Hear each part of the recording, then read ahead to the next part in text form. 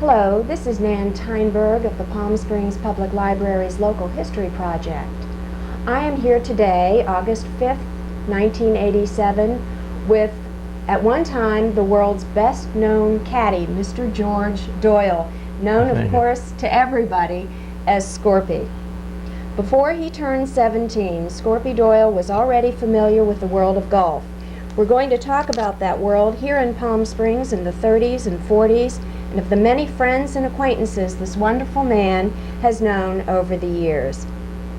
Scorpy, I'm going to go back to the 20s, and you were raised in Waltham, Massachusetts. Waltham, Massachusetts. Yeah. And I'd like you to tell us about your very first experience with golf as a young boy. Well, I had a couple of brothers that they went to caddy up at Weston Country Club. That's been there since the beginning of time. So us kids used to go swimming up in what they call, up by Hastings. There was a piano factory up there. That was in Kendall Green. That's about 2 miles from Waltham. So this day we're walking home, me and a kid named Pony Miller. And we're looking for something to steal, though, some orange, not oranges, but some apples, some pears or something. You know, you get hungry when you go and swimming. So we're going by this place called Rabington Lodge. It was an inn, just a regular old New England inn with like these, they have a lot of them tea rooms out there. But this was an inn with a little 6-hole golf course. So somebody said, "Boys," so we didn't do nothing. No, he says, "Come on in." So there was a young couple that just got married, and they wanted us to carry the bag. So we'd seen our brothers do it, so we says, "Fine." So we went out on the little golf course, and I found a golf ball in one of the rocks. And they had a little rock wall, and the man said, "Sonny, I'll buy that from you." And he gave me a quarter. That's a lot of money in those days. That's right. So we went a few holes, 9 or 12, and then we got 50 cents apiece. And that was like, you know, that's a lot of money. Yes, you thought this was a pretty good racket. I said to him, I says, "If you tell anybody about this, I'll beat your head in for you." But I figured I had enough. I had 25 cents for myself, and I brought 50 cents home for my mother so she could get something for herself. So that you actually caddied? Caddied. Then we went back every day. And then that lasted for the summer. So the next summer, I went up to Weston Country Club. That's where I started caddying at. Well, before you were really 17 or 18, you had seen an awful lot of great golfers in New England. Yeah, we had. I was 50. Yeah, I was in 1927. They had the first Ryder Cup matches in America at the Worcester Country Club, and I was going to school. So I went on the hook and I took on my brother's hats, so I'd look older. I was 15 years old, so you want to hear this story about, I went up to Worcester Country Club, and I was out in front looking around to see who was there, and Johnny Farrell drove up in the car with somebody, so he went in the back, and I went and took his clubs out of there. He thought I was legit. He thought that I was registered caddy for him. So I took the clubs around to by the pro shop, and they thought I came with them. So when they found out they was going to kick me all over the place, but the guy laughed, says, "You got a lot of guts." He said, "Well, we got to take this bag away from you." But you really knew what to do at that point. You could. I had a good idea. Yes. Who were some of the other golfers? Mostly English. That was the British Ryder Cup. They had Ted Ray and Harry Vardon, all those, and Archie Compson, and I could never forget. But America, we had Gene Sayers and Johnny Farrell, Walter Hagen, Leo Deagle, Al Espinosa, Al Watrous, and a couple more that they just come to. Each team had 10 players. You explained, and this is interesting, that of course in New England was a real haven for golf at that time in the summer. New England is where they really started playing. I mean, New England, New York State, and they had the country club at Brookline, Massachusetts. The pro at Thunderbird here is the pro there. His name is Callahan. But they had the National Open there, and they had a 19-year-old young amateur named Francis Ouimet. He beat Harry Vardon and Ted Ray in the playoff, and so that started American golf. Francis Ouimet was from our next town. He lived over in West Newton. So you were in the perfect place, really, to. And then they had an exhibition match with Bobby Jones, Johnny Farrell, Gene Saracen, and Walter Hagen. Every one of those fellows had won National Opens and British Opens, famous names in golf, and I was hooked. So the next year I left Waltham. I went to New York, and I went down to Baltimore, Maryland. They had the PGA at Five Farms Country Club, and Leo Deagle beat Al Espinosa in the finals. So I was seeing all these guys, and you have a wonderful memory. The next year I headed for California. we want to bring you out to California as soon as possible. What were the circumstances? Where did you start in California, and what did you do, and why did you come out?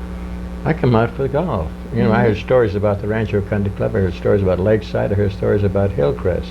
So that's where I caught this is freight all trains, around Los Angeles. Southern California. Right. I caught freight trains. I caught rides. I had a ball. You know, young kid doing this and that. I think it was interesting you mentioned that the first time the PGA was held was at Hillcrest in 1929. Yeah. That's but interesting. When I come in the Southern, I've got a ride with a guy from San Bernardino. He says, "Where are you going?" I says, "Well, I'm going to go. I'm trying to get to the Rancho Country Club." He says, "I go right past it. I'm going out to where MGM studio was. I don't know, what city is that? Well, Anyway. Yeah, it's. Hillcrest and Rancho right opposite corners. That was on Pico Boulevard and Motor Avenue. He says, "I'm going out on Motor Avenue. I'll let you right off." This was at night. And I paid 15 cents for a big bag of oranges. I was loaded down. So he let me off right there at the entrance of the Rancho Country Club. And I slept in the bunker on the first hole that first night. The next you day, were just picking up jobs? Well, the next day I went over there in the morning, went over and cleaned up, and then I started caddying there. You came to Palm Springs for the first time in 1934. 1934. Let's talk about that experience. What brought you to Well, Palm I was Springs? caddying at Lakeside. That's in North Hollywood. Yes. That's where all the celebrities are at. I mean, you name it, and they were there. I came down with a baseball player named Lynn Larry. He come up to the Yankees from Oakland way back in 1929. Him and Jimmy Reese, who is he's now a coach for the Angels here in Palm when they come here into Palm Springs. But Lynn Larry was bought by the Yankees. He went from the Yankees to Boston, and in 1934 he was traded with Bucky Harris to Washington for Joe Cronin, who later became the president of the American League and an Hall of Famer, as a shortstop. So anyways, I came down. When I was with him, he was with Washington. We came down to Palm Springs for this golf tournament put on by A.K. Bourne. It was just a little 36-hole thing for all the leading pros in this area, Walter Hagen, Leo Deagle. In fact, and let's mention that where did it take place? At O'Donnell's, the only golf course That's there was right. there. That's right. But they had, a little trivia. There was they used to have a couple of guys pull rickshaws on the streets in Palm Springs. You never knew that. Didn't know that. So they had this guy with the rickshaw. He later become pulling Walter Hagen on the golf course for a couple of holes. So that started motorized golf in Palm Springs. The first golf cart, That's as it right. were. In the tournament, Horton Smith won that tournament in 1934. So you were basically here for just a week. Right. Went back to Lakeside. Let me ask you, do you remember where you stayed? Do you remember some of the right across the street? Now I've been trying to think to see. In them days in Palm Springs, the big thing at night was to go to uptown, to go to Mills liquor store and get the paper. And upstairs there was a hotel. I can't think of the name of the place. We stayed there. Of course, some of the pros stayed at the Desert Inn, some played at the El Mirador. But you remember some of these little places, the liquor store and... they had a place across the street they called the Silk Hat. What was the Silk Hat? It was like the little restaurant. I see. And everybody wore silk hats, the waiters and the cooks and everything. Was it a deli or was it a... It was a little restaurant. Just right where the Chi-Chi would be right now, right in that area. I see. Yeah, that's not been mentioned before. Of course, they had the Saddle and Sirloin was up the street. You remember that? I've heard that. Then the police station was up there. People didn't know that either. And the fire station was just above the Saddle and Sirloin, right across from Frank Portnoy's Cork in the Bottle. That's still there, but Frank Portnoy, he's gone. I see. He was well known in Palm Springs. Sure, well, and related to the 139, not the 139, Cove. but the Cove, Portnoy's. You returned to the Los Angeles area. I went back to Lakeside. And then you came back in 1937. Burt Wheeler was the team of Wheeler and Woolsey, comedians. They were great. He had a piece of the Lone Palm Hotel, the guy named Charlie Hill. He was an old vaudevillian partner. I come down in September, and it was never so hot in my life. And I'd help dig the pool. There was only place to go swimming. We'd have to come down where I stayed that time at that hotel. We went in there for a quarter to jump in the pool. And you had to walk down. That was out in the country in those days, like the El Mirador. Sure was. What did it look like? Was it a more of a motel? Yeah, it was a hotel upstairs. It was a nice place. It had a lot of nice rooms. And you were to be sort of do whatever you, handyman, Yeah. more or less. And then what I was going to do is probably be a bellhop or something, but I forgot about But golf that. called you back. No, the heat sent me The back. heat sent you back. It was real hot down here, 140. Who knew that, Sure. I went right back to But it. look what happened in 1941. Yeah, I made my DEBUT right here. I came down. You came down for good, and you were... Came down to look around. I see. And Pat Martin, who I'd met before, Pat Martin, I met in New York in the 30s, in the early 30s. I used to be at a place called the Westchester Biltmore, which is now the Westchester Country Club. 2 beautiful golf courses, polo field, indoor swimming pools, big hotel. Well known, yes. And he went back to Erie, Pennsylvania with Larry Sitter. Larry Sitter, they come out. Larry, you know Larry Sure. Sitter. Yes, he's been interviewed. And yes. Larry was at the O'Donnell Golf Course. Right. So when I come down in 41, I looked around and I knew a lot of the caddies over there and zing, zing, zing. So That was it. Who were some of the other employees at O'Donnell? For instance, who was the greenskeeper? Ernie LaFleur, the greenskeeper, which you think of those things. His name was John Klein. John Klein. John Klein. He lived at the house where now is right next to the cemetery on the 3rd tee. Oh. That was his home. I'll be darned. That's now the Club 25. I thought when Mr. O'Donnell passed away, I thought he'd get that house because he was right thick with the young man. He lived right there. He lived right there on the golf course. Had a That's little interesting. Ford, a model Ford Roadster. And You remember when everything. old man O'Donnell didn't use it, John used it. He was very much a part of O'Donnell, obviously. He was. What about Larry Sitter? Was he the manager? Later he was the Later. manager. What was he doing in 41? He was working in the golf shop. I see. Mhm. I see. Who was And the... Pat Martin was yes. the starter. He was the starter, and Yeah. eventually you I was the starter. alternated with Yeah, during the him. war, Yes. Uncle Sam says he took 5 of my brothers but wouldn't take me. I had something wrong with my throat or something. Anyway, the war came and Pat Martin went uptown and worked in a defense plant. I was the starter. I watered at night and done a few other little things. And Well, let's talk about Tom O'Donnell. Speaking of the war, he bought all our uniforms. He was a very generous man. He bought our uniforms Yes. if we enlisted in the National Guard. Yes, that was Because we used to go out and interesting. watch for planes at So the you airport. did serve, Yes, you know, you they'd certainly... call you at 2 o'clock in the morning, Yes. say be out there at 4. And Tom O'Donnell bought all He of your paid for the your uniforms for all the if people you- who were there. Yeah, if you joined in. He was, what, in the 40s, in the 60s or 70s at the time? He was he was no JR. He was a little older. Yes. We had a little run-in, not me. Yeah, him. I like that story. They Yes. wanted to put this down. See, I'm on the first tee and it's busy. The only golf course, like I was going to tell you about they talk about now 60, 70 golf courses Yes. in Palm Springs Yes. and golf carts. Them days were caddies. Yes. A plane flew from Los Angeles to Baltimore, Maryland in 5 hours and 40 minutes, and it took 4 people 6 hours to play golf at O'Donnell that Right. day. I was going to ask you at Yeah. the end this trivia question. That was the How trivia, long did yeah. it take to But play I a mean, round of golf at O'Donnell? I'm on the first tee, and it 41? was real busy. You have people coming in and coming there, one of this and one of that. So a gentleman come to me and he said, "What do these fellas?" They used to carry double. He said, "What do these fellas usually get?" So I said, $10. But that wasn't the fee. He asked me, "What do they usually get?" And I said, so I heard this behind me was of Tom. He says, "What did you tell that man?" I says, the man asked me a question. I answered him. He says, I says, "Mr. Donald," he said, he didn't ask me what the fees were. I'd have told him.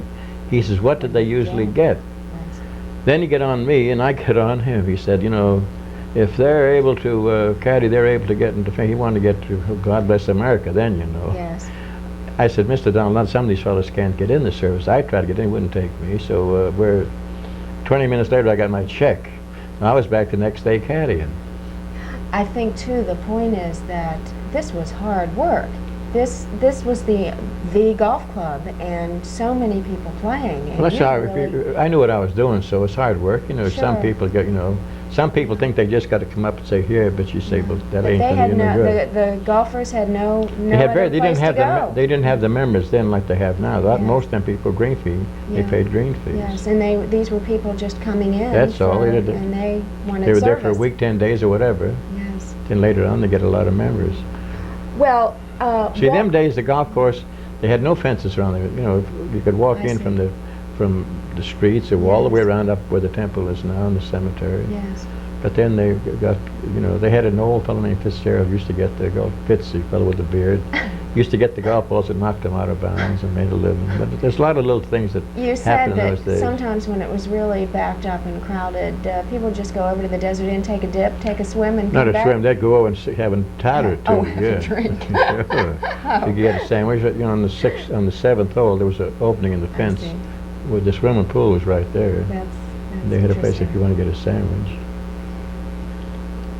Walter Marks told us a story, Walter and Doris, about Tom O'Donnell. They knew him very well. That he used to play golf, walk around barefoot. That he was much younger then. He never did that. I never saw him yet. He used to sit on the seventh tee with his little cart and used to bet people dimes they wouldn't knock it on the seventh green, you know. Like that. So he really enjoyed. He had the house the then. whole Nate thing. Milner had the house up in the hill overlooking the That's city. right. Nice That's man. right. Never did. He played golf very, very little. You also remember O'Donnell's car. Oh, how could you forget a little Abe Model Ford? That I thought Model that. Ford. Mhm. Yes. And then later, you know, Doherty bought that place. They used to have a big bird aviary. Did you heard about it? You know that? Mm-hmm. That's a lot. But we don't know a lot about Tom O'Donnell. We hear, of course, we're familiar with the name, but you've given us a characterization. Well, of he was his a nice. He style. was all right, but Yeah. he just. I was glad to get out of there because then I was, you know, I used to carry for Portnoy and for Hope and all them guys, and I'd. Sure. Well, And then I watered at night. you were busy. Yeah, It was a just- busy time. Speaking of O'Donnell, I think we have a few pictures that we would like to share. I'm going to show this to you, and then I'll show it. We'll have to get Should my we go glasses. to the Can I camera? step up a minute? Oh, well, we're talking about O'Donnell, and this is an old picture of. Members, and there's Joe Portnoy, there's George the Greek, George Zuganiles. This is Ernie LaFleur, he was the manager. This is Clark Perry, a member, Duffy, Archie, and Archie, this is our little Archie had the drugstore. Looks like one big happy family. Were there some caddies here? Oh, all these are all caddies. Caddies sitting on the. This was a member, I can't think of his name. Yes. Procopio from San Diego, Tony I'm doing all right. You are Tony incredible. Procopio, yeah. We have a bit of a larger picture from your scrapbook of thousands of wonderful pictures. This is LaFleur. This is Pat Martin. This is Al Gardello. This is Frank Di Benedetti, on Oh the my goodness. Del Monte meat company. He's the one that had all the meat sent down. What is happening here? Everybody's in line This was for the a local picnic. yokels. I see. All the meat was there. This is Eddie Susella, pro with Thunderbird. This is Ernie Vaca. He just retired. This kid lost both his legs. Oh dear. He was the caddy master at Thunderbird and also at El Dorado. Johnny Lopez was a hell of a player. He's dead now. But there's Frank. This is me right here. Hello there. Here's Scorpy, Yeah. I'm right close to the food, wasn't it? looking very dapper. This is Frank Di Benedetti. Beautiful man. He owned the bill of supply too here. We have many more pictures. That's my and mother. we God will- rest her soul. we will put these back together. You also mentioned some tournaments at O'Donnell. Yeah, they had every O'Donnell year.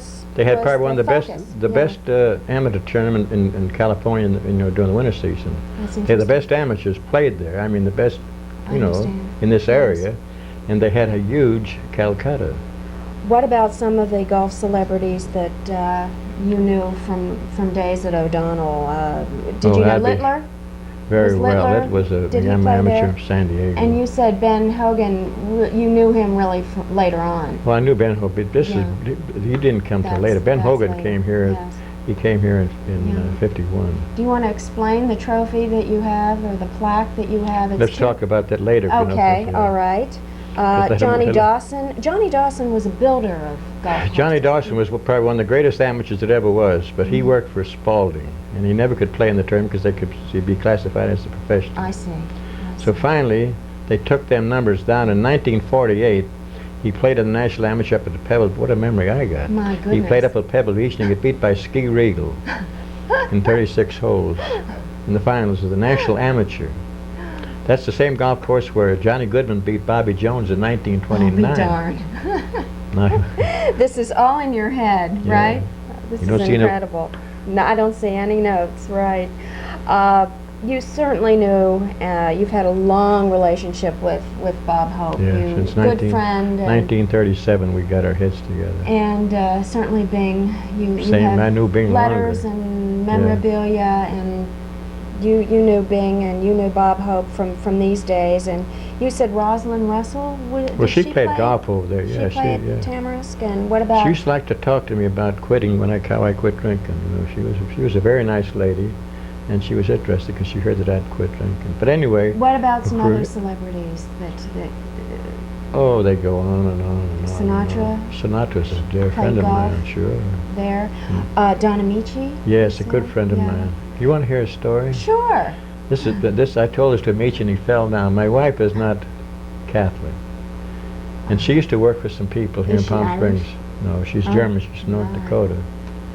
She used to work, you know, for these people in Palm Springs. So one day she came home and she said, Don Amici's in town, because she looked over the fence. She said, I saw him over there. He was with 2 priests and a pope. I fell down. The pope had a hat on like there was a bishop. But I told Amici 2 priests and a pope, not the pope. Not the Pope. That's cute. Yeah, Don's a hell of a real nice guy. He's just a good friend of mine. Good. Well, not only did you know Hollywood celebrities, but you were actually in a movie. And we have some pictures of Facts of life? The Facts of Life. Yes. This is with Lucille Yeah, this Ball. is and this I is will- Lucille and Hope. But there's a picture here. This is the director. This is Mel Frank right there. Okay, and There's me and Lucy looking at this ring. Lucy is looking at your ring that you. Yeah, this is see that during the lights in the studio, this thing shined out like a beacon, you know. She said, "Let me get a load of that ring you got Here's there, Scorpy." Lucille. And So I had to show this is about the director's telling the guy what to. See, in this background is a screen, and during the picture, the screen was the Brentwood Country Club. what did and was golf very much a part of the movie? I can't. No, they were only see. Lucille Ball said in this only times there was during this that there was a montage, and Ben Hope said to me, "There's no conversation." He said to me, he looked at me, and said, "He's addressing the ball." And he looks over at me, he looks over at me and he said, "Is this a par 4?" And I just waved my head, you know. He says that was just for the folks back in Waltham. Cute. Here you are. But you did. You were asked, weren't you asked to get a Screen Actors Guild card? You want to hear that one? Sure. This is great. But Absolutely. That's a classic story. When I walked to see, he called me like on the day before and he says, "Scarp, go over the house and there's some stuff I want you to bring down. Bring it right to the Desilu Studios." I knew where it was. He said, "Go to the gate, they let you in, then come to the set and bring the stuff with you." So as I walk on the set, he's sitting in a car with Lucy. It's just like it's a car, but it's not a car, you know, it's just, it won't run, but it's I just see. So he says, "Mel, get Scarp for that golf thing."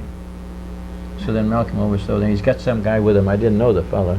So he said, "Scarp, if you got a SEG card, that means Screen Actors Guild." I says, "No." The other guy said, "If you got a SAG card, that's Screen Actors Guild." I says, "No." I says, "I got a PGA card. That means Professional Golfers Association." And the other guy's name was Howard Koch, who later became president of Paramount. Yeah, Certainly. become a big producer and then a hell of a guy. Well, I'm sure they were Vice more President impressed of- with your PGA card than Well, they were with. that's what broke him down. That's a great story. Before we forget, I think this is the most wonderful That's Bob Hope and me. at That's when the O'Donnell. fairways were like shredded wheat. You know, they didn't have the Bermudas. This is a classic picture.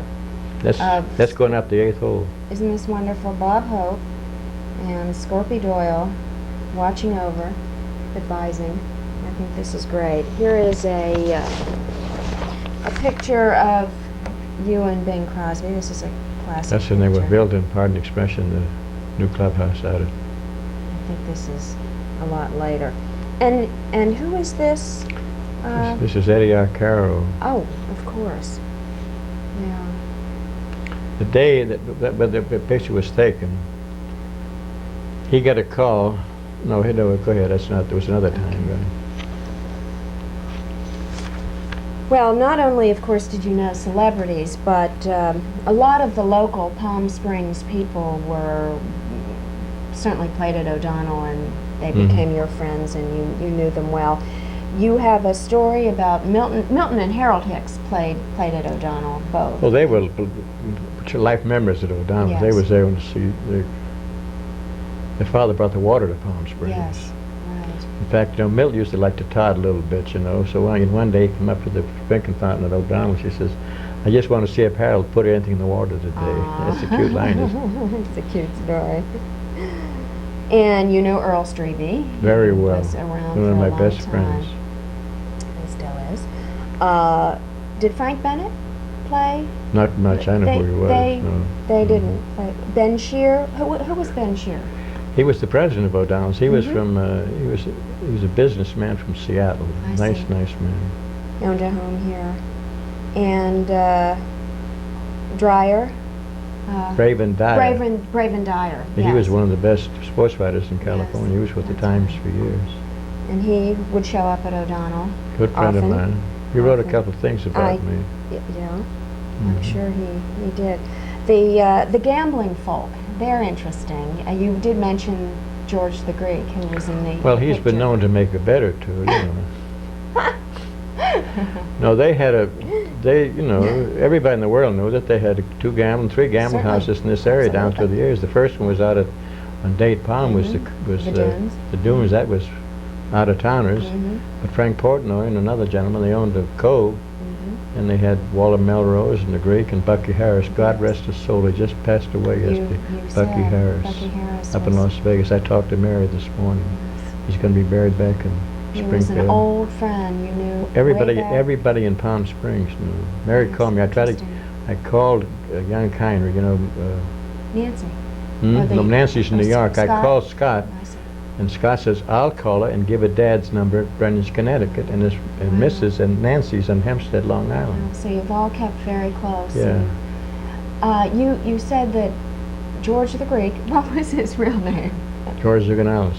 George Siganalis. Had a little hotel there, Athens, right across the street from the Palm But he Springs. often had very colorful language for certain golf terms. Well, that he it would was use just his own language, but Yes. it knocks you out of the box. A lot of people don't understand, golf cracks like Right. if you're playing in a golf tournament, you've got to take your turn, to putt. Or if you're away, some say you're away, but the Greek would say it's your dice. I see. That's to me. I told that to Hope fell down. And somebody was on the first tee one day. There's 5 or 6 guys arguing and talking. Somebody says, "Be quiet." And the Greek said, "What the hell's the matter? They yell at the ball games, don't they?" I love that. So he brought it down. Yeah, he was a nice man. He's passed away. And you knew, was it Jack Rubenstein who was Ruby? Was his name? Irving Rubenstein. Irving yeah. Rubenstein, who eventually Beautiful again. was And Ruby Connie Dennis. Barlow, his wife. Yes. They were probably the two best known in this area. He had one of the greatest restaurants in the desert, probably the Yes. best. And Sinatra had his own table, his own phone, These were and everybody. colorful days, and they all enjoyed golf. That's right. Yeah, so golf was the That's what people came down attraction. here. Now they got Interesting. 70 golf courses, I know. and now they're trying to build more and more big 70,000 room We're hotels. going to talk about that. I think that's don't know. you've seen the whole history. You knew leaders in government. You have an Eisenhower story. Well, I've met them all. I met Yes. not them all. I met Jack Kennedy when he was just senator from Massachusetts. Yes. I met Ike. I was with Ike. I was the first guy to give the Secret Service That's what I was. golf carts, in That's this country. fascinating, yeah. And I caddied for him when he was here for the president, and we become, real close. But there's a lot of little trivia stories, Sure. about the president. What a nice man he was, and he Well, was. he did an awful lot for the But when he was desert. here, Yes. in 1954, that was when that all that scandal was going on in Washington about the communists, you know. I see, sure. Yeah, that was a hot moment in history. But he enjoyed golf, and he had Paul Helms was his sponsor. He was, you know, they had a place open, Smoketree, and Studebakers, and the guy owned Hoffman owned Studebakers. Right, and Paul Helms was known for the Bakeries, bakery, yeah. yes, And the Helms Foundation. You, speaking of government leaders, Larry Sitter had a cute story about Governor Fuller from Massachusetts, whom you would have known very well. And his wife was a Catholic, and he wasn't. And they spent a lot of money at the church. Larry said Sitter, you couldn't understand him because of the Boston accent. You can understand me, can't you? Of course. I didn't. I lost mine. We have family in Massachusetts and Boston. But Larry, God love him. You know what they used to call him Fortnite? The organ grinder.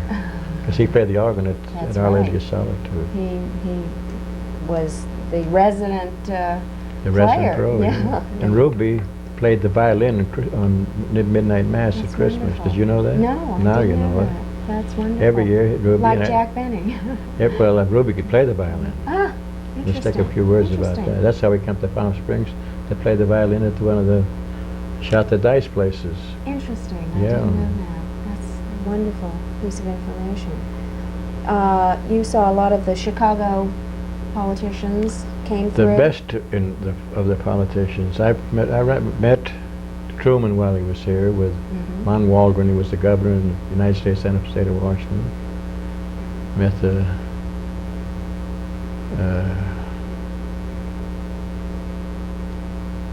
Ford. Mayors from. I met Ford. Yeah. I knew Reagan from Lakeside because he was a member of Lakeside when I was up there. And I met the governor, the president of Mexico. Interesting. Mayor Daley from Chicago, Yes. and Mr. P.J. Cullerton. He was the power. He was the. Mayor Daley play a lot of golf? He played golf, but he didn't play a lot of golf. But he played golf. I see.